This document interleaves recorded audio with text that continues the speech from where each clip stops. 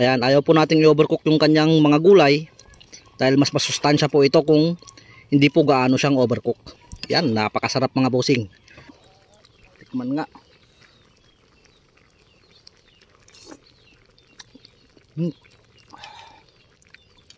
Lalamasin ko po muna sa asin itong ating black beans at sa paraang ito, sinusugat po at pinapanipis ng asin ang balat ng beans nang sa ganon ay mas madali po itong palambutin. Malaking tulong po ang prosesong iyan, pwede po ninyong gayahin, pwede rin naman pong hindi.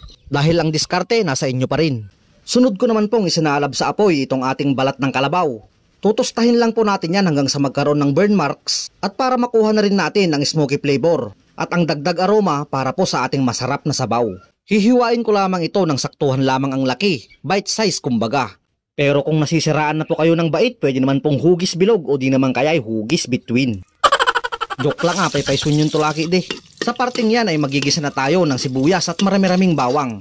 Papalabasin lang natin ang mabangong amoy nito at ang kanyang aroma, saka naman po natin ilalagay ang ating hiniwa-hiwang balat ng kalabaw.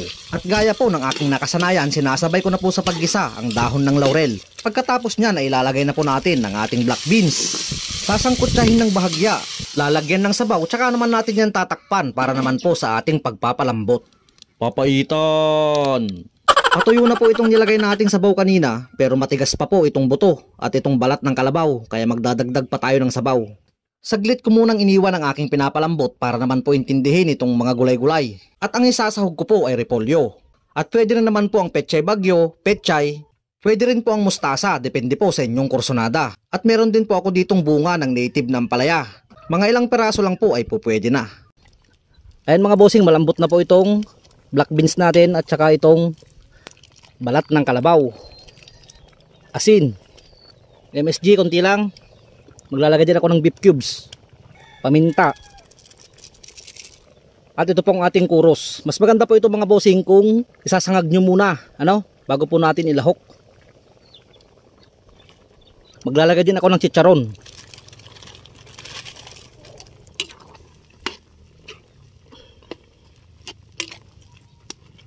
Repolyo.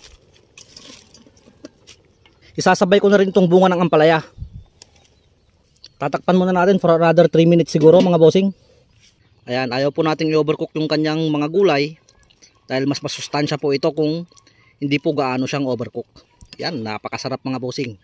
Luto na po ang ating black beans. Yan, grabe. Tikman nga.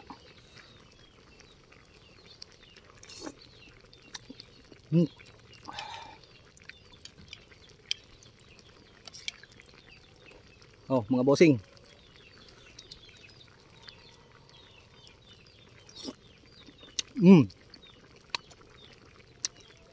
Grabeng sarap.